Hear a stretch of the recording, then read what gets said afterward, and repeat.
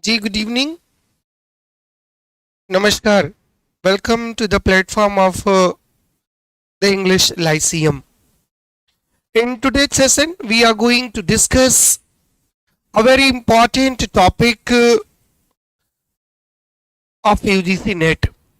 Today, we will discuss what is historicism, what is old historicism, and what is the difference between old historicism and new historicism. What are the critical terms related to new historicism? Who are the theorists and their books? All the critical terms related to the topic will be discussed in today's session. So I hope you are ready, and audio and video is totally fine. Fantastic. Let's know what is old historicism. What is historicism in fact? Historicism is not history. There is a difference between history and historicism. Historicism sees history as objective facts, providing a background to literature, viewing texts as reflecting the spirit of the age, while new historicism, influenced by Michel Foucault, sees history and literature as intertwined. Interpretive texts that construct reality, focusing equally on power dynamics, marginalized voices, and contradiction within the past multiple non-unified narrative. New historicism considers no difference between literary and non-literary texts. New historicists think that the history of the time always impacts literature. Literature is not universal.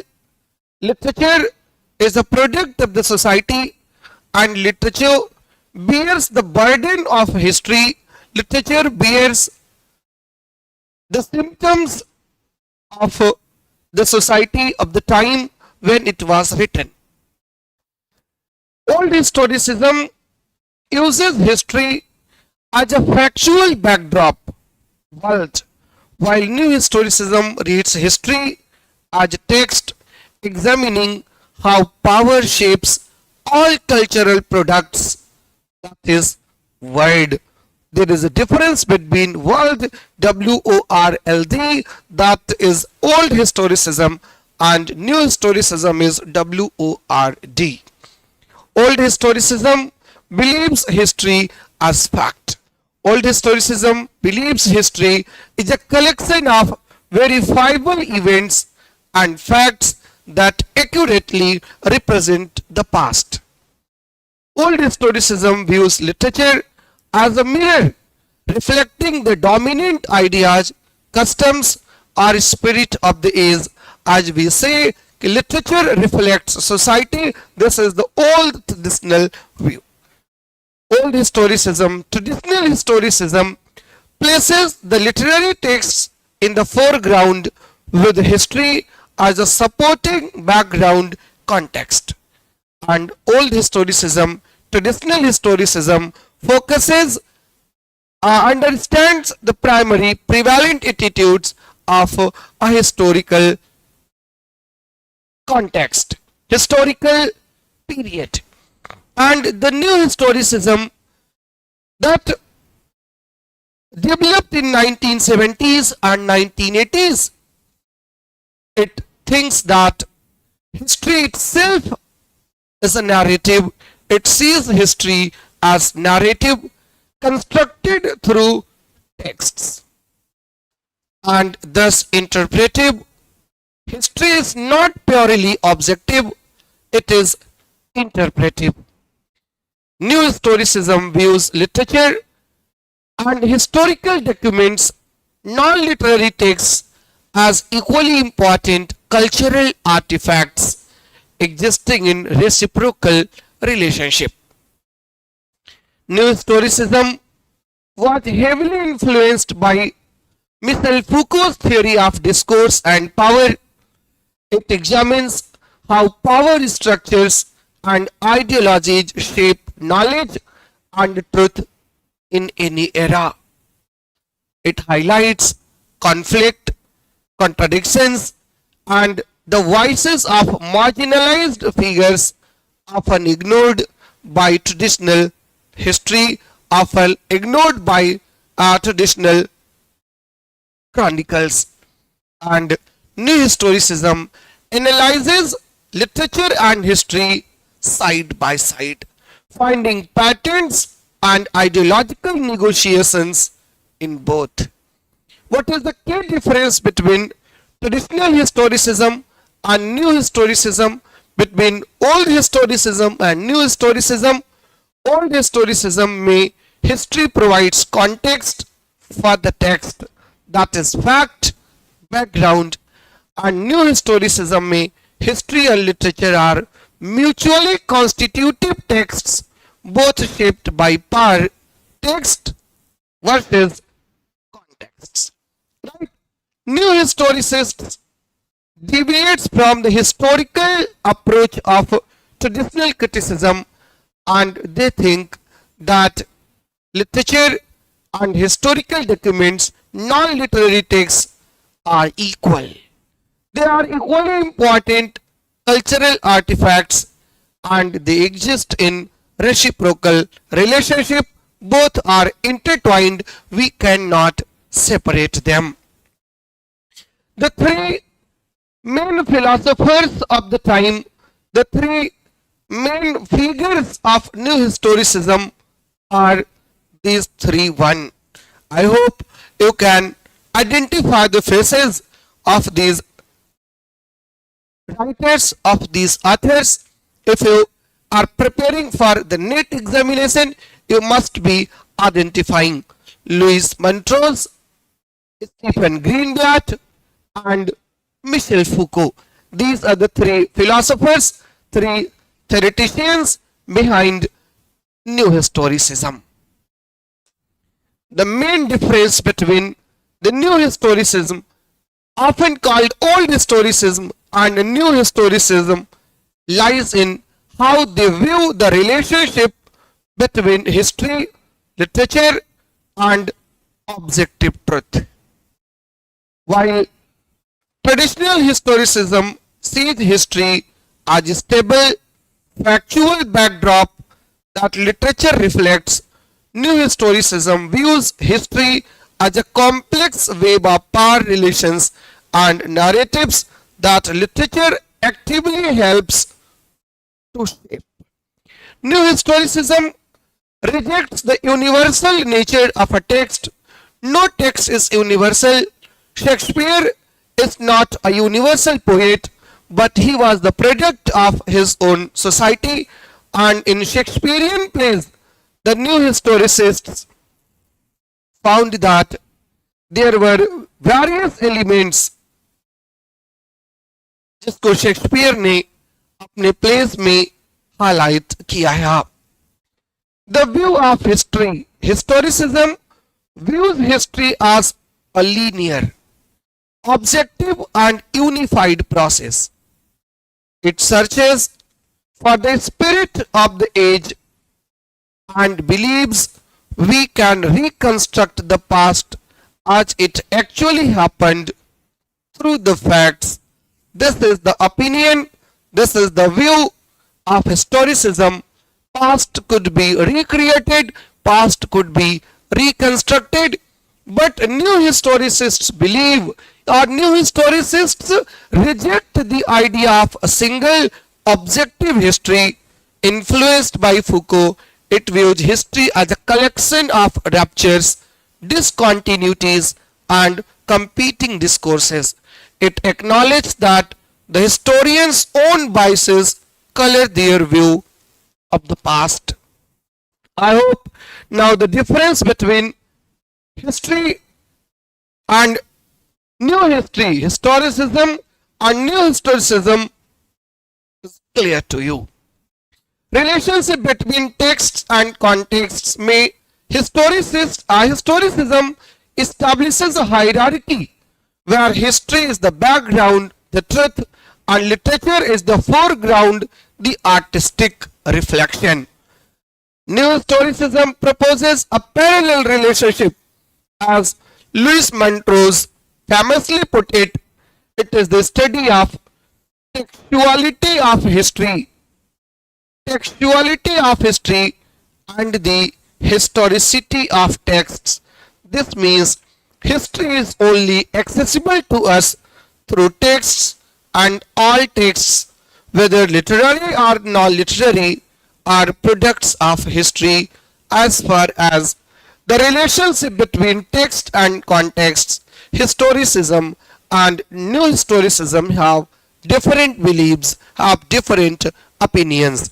Right? Historicism establishes a hierarchy where history is the foreground, history is the background, our literature is the foreground, the artistic reflection, while new historicism proposes a parallel relationship, the textuality of history and historicity of texts. This means history is only accessible to us through texts, and all texts are products of history.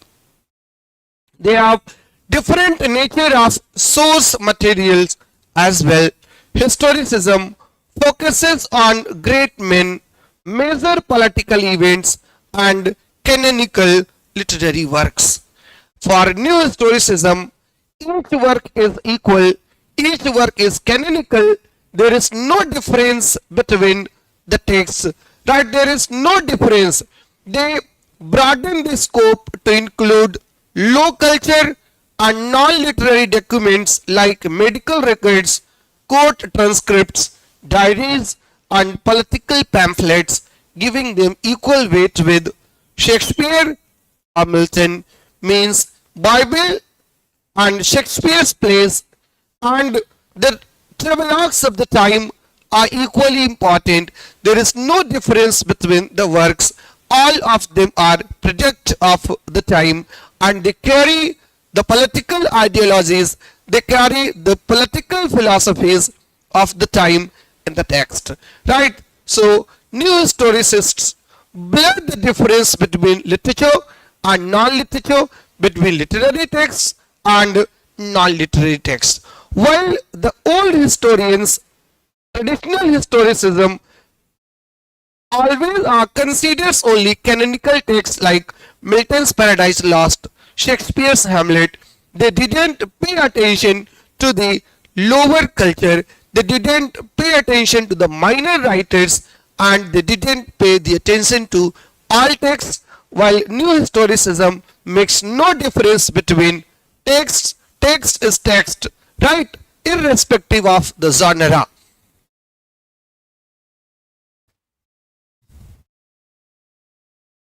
Focus on power and ideology. Traditional historicism often assumes a monolithic, unified worldview of a time period. For example, the Elizabethan world picture, while the new historicism focuses on how power circulates through culture.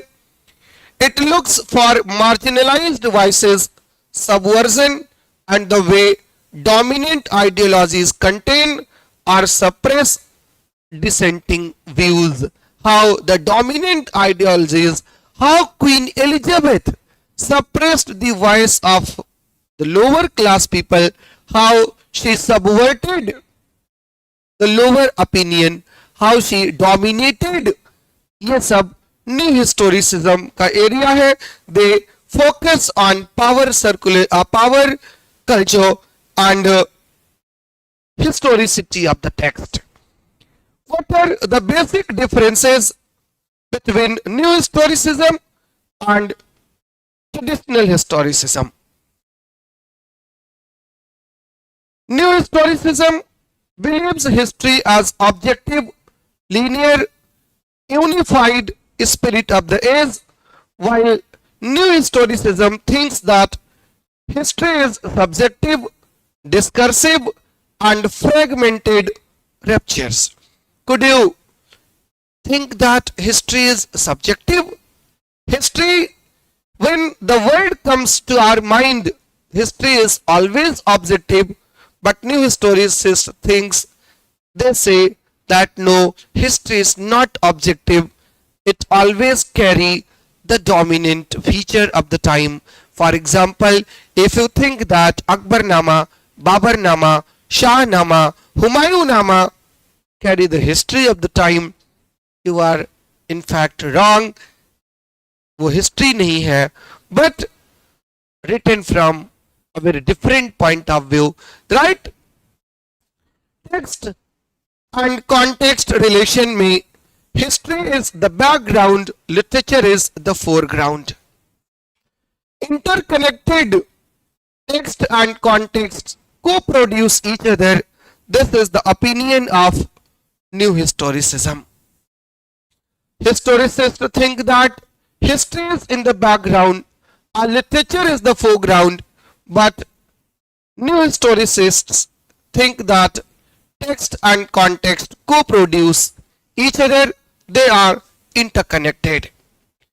Historicism believes in discoverable, stable historical facts, while new historicism, for new historicists, history is a narrative or construct of the critic or historian.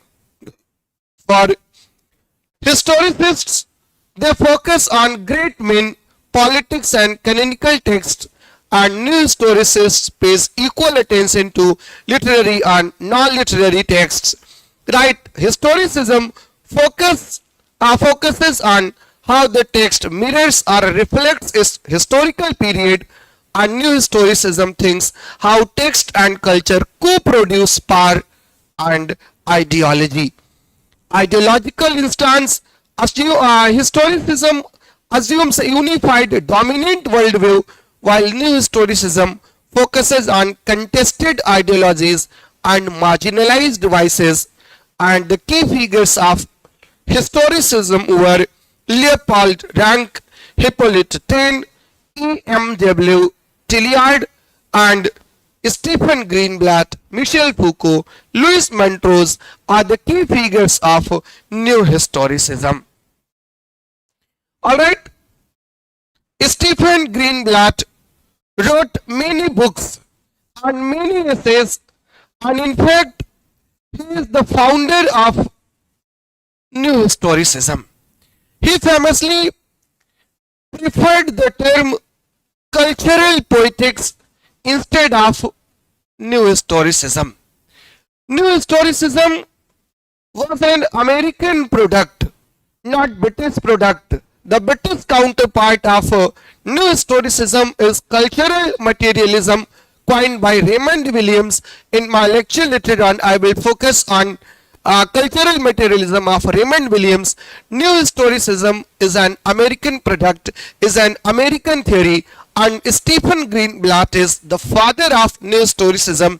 He opined the theory of new historicism, founding father of new historicism, and he famously preferred the term cultural poetics, viewing literature as part of a negotiation or exchange with other social energies. These are the texts by Stephen Greenblatt. Renaissance self-fashioning from Moore to Shakespeare, Shakespearean negotiations 1988, practicing new historicism 2000 with Catherine Gallagher, and Hamlet in Purgatory 2001 uses the Protestant Reformation's rejection of purgatory to explain the psychological power of the ghost in Hamlet. Right? Cultural poetics is a very important term given by Stephen Greenblatt. Cultural poetics and new historicism both are the same. Cultural poetics is the term Stephen Greenblatt used to describe new historicism. That was a literary theory that views texts not in isolation but as embedded within a specific historical and cultural contexts, emphasizing how literature and history mutually shape each other and power dynamics, treating both as a complex texts rather than objective facts.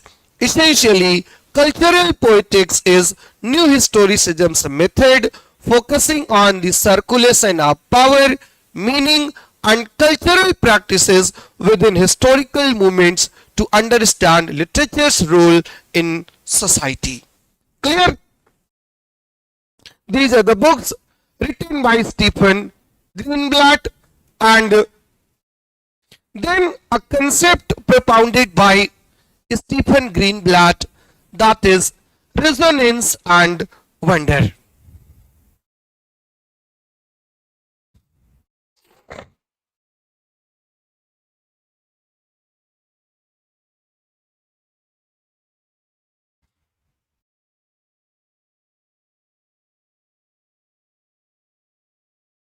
Resonance and wonder. RESONANCE, resonance and wonder. Stephen Greenblatt's Resonance and Wonder argues that great art and artifacts achieve impact through two key experiences: resonance and wonder. What is resonance? Resonance is the ability of an object to connect deeply to its broader cultural history, evoking powerful feelings and complex forces. And wonder, what is wonder? The initial awe and amazement as its unique presence that stops us in our tracks, making us attentive. Greenblatt uses examples like Cardinal Wolsey's hat and William Shakespeare's scenes to show how artifacts gather meaning, resonance through social journeys, while wonder draws us in, leading to deeper cultural understanding, advocating for a richer, less detached way of experiencing culture. What is resonance? Resonance is the power of an object to extend beyond itself, connecting viewers to the larger world of cultural forces, historical movements, and symbolic meanings it emerged from. It is a feeling of deep visceral connection. An echo, visceral connection means emotional connections, an echo of cultural energies within the viewer. And what is wonder? The arresting, awe-inspiring quality of an object that halts the viewer, signaling its unique power and transporting them. It is the initial shock or amazement that makes one pay close attention, opening the door to deeper engagement. Alright, Greenblatt proposes that effective cultural display like museums should strategically combine wonder to grab attention with resonance to provide depth. Greenblatt critiques approaches that exoticize other cultures' imagined ethnographic thickness and instead promotes seeing cultural similarities and fostering mutual understanding.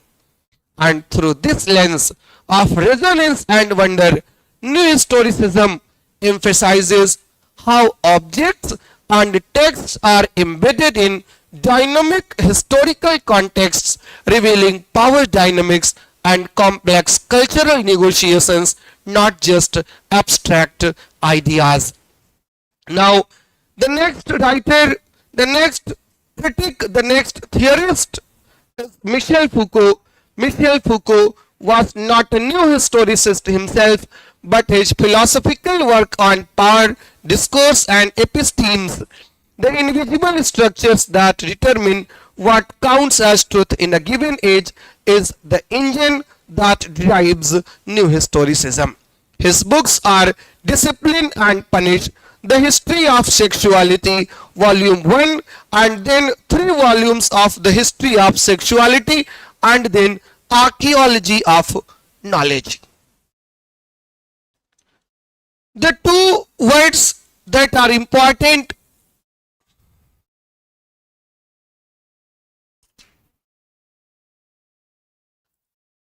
discourse of power and panopticism.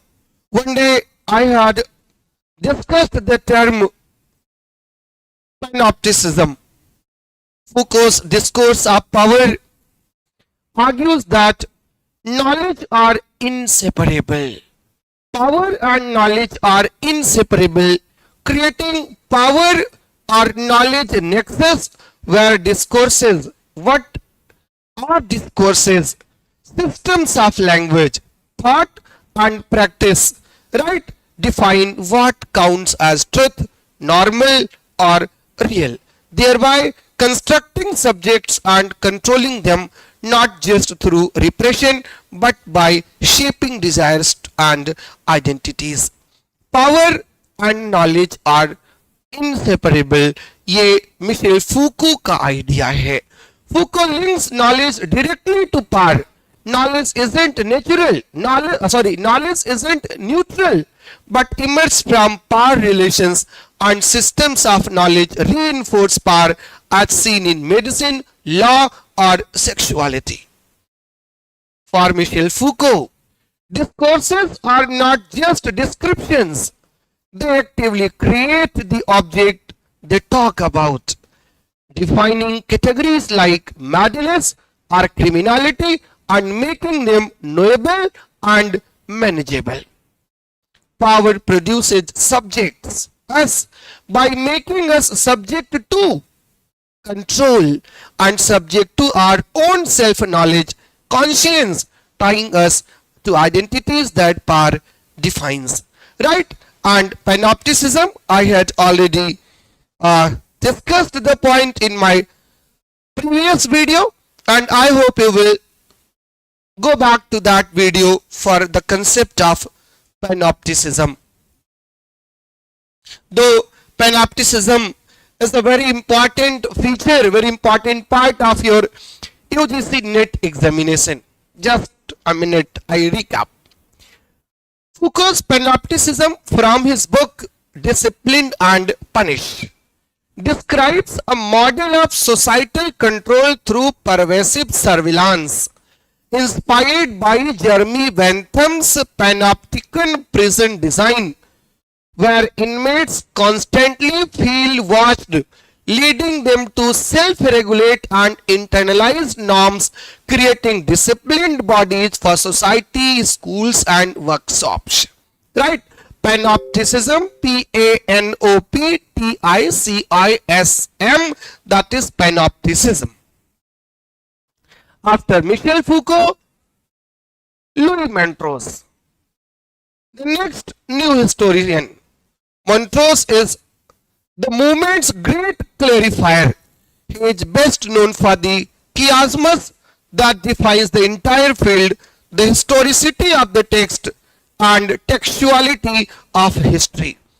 I hope you understood the meaning of the term historicity of the text and textuality of history.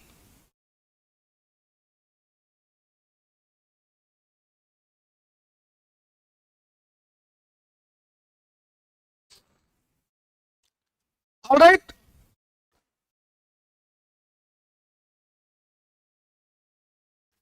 Historicity of the text and textuality of history.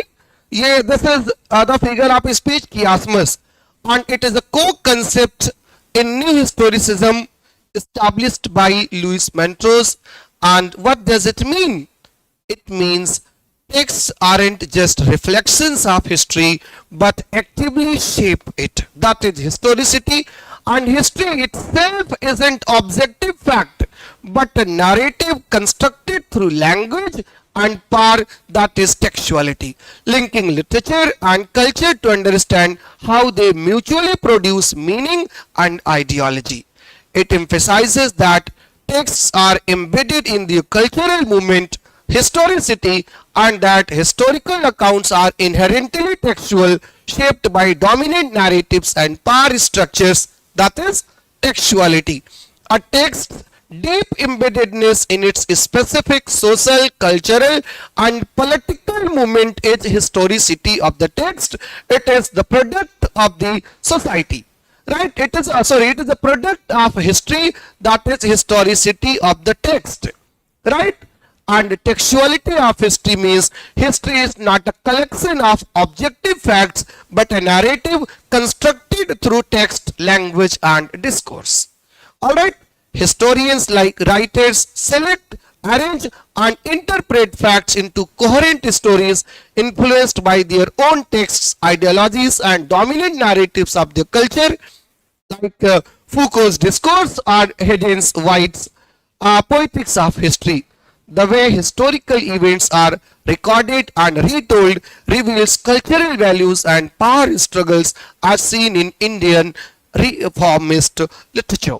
Right? Louis Montrose, The Purpose of Playing, Professing the Renaissance, The Poetics and Politics of Culture, Shaping Fantasies. These are the works of Louis Montrose. Greenblatt, Foucault, and Montrose. Greenblatt, literature as social negotiation, circulation of social energy. For Foucault, how much truth, knowledge are produced by power, discourses, and episteme. And Louis Montrose, the reciprocal link between text and context, textuality of history. These are the three terms of the three philosophers. Then we have another term, social energy, given by Stephen Greenblatt.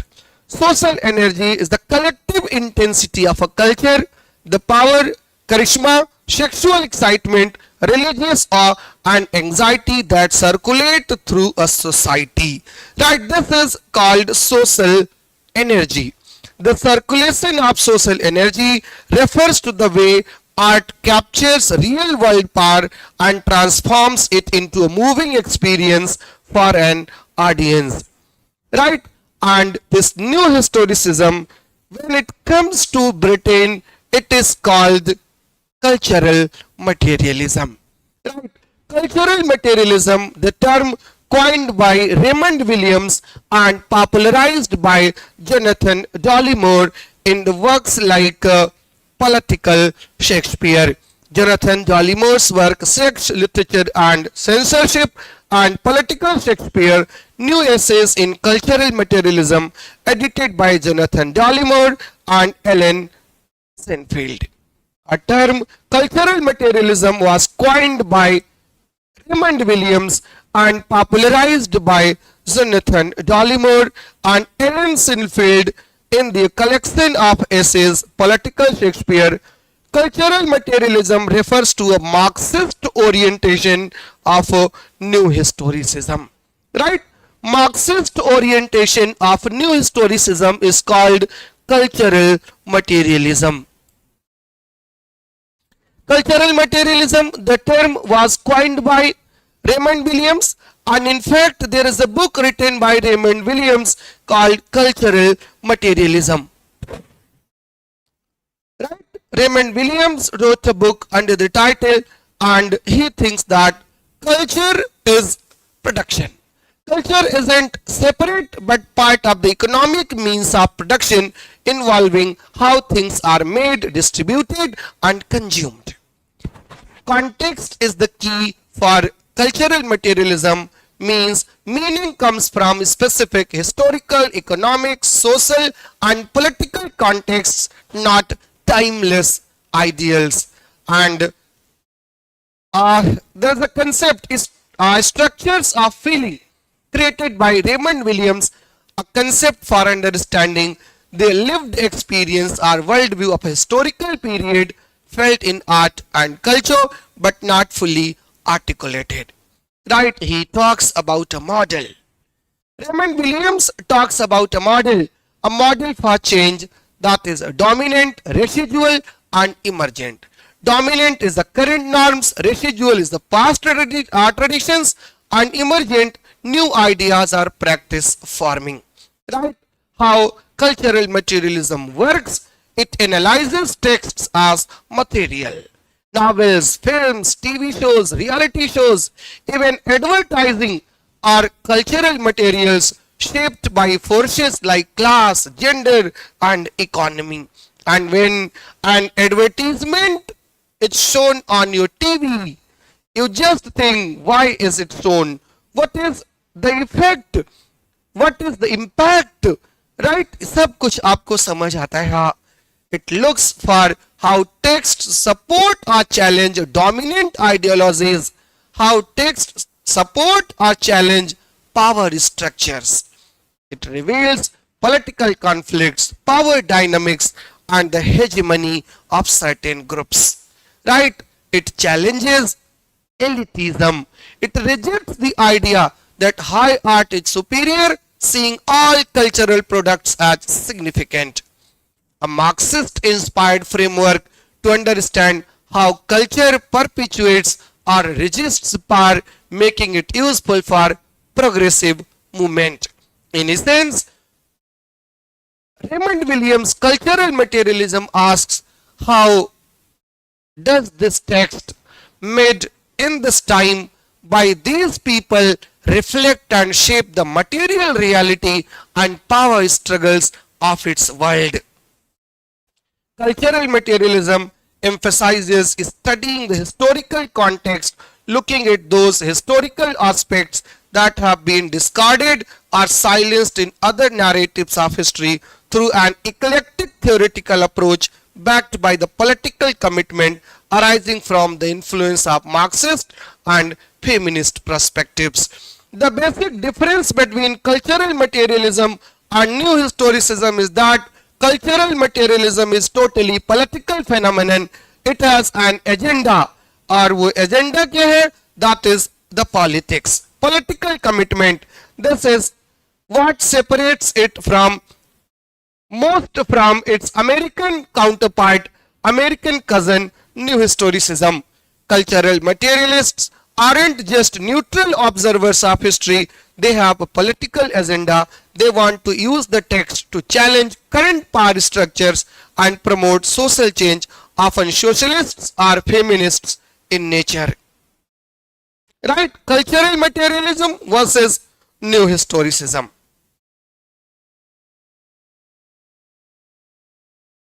And then the MCQs. I hope you would have enjoyed the session.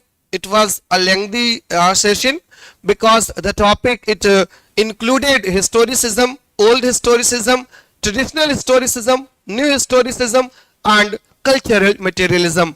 I discussed the key terms, I discussed the key theorists, and now the key questions. Question number 1.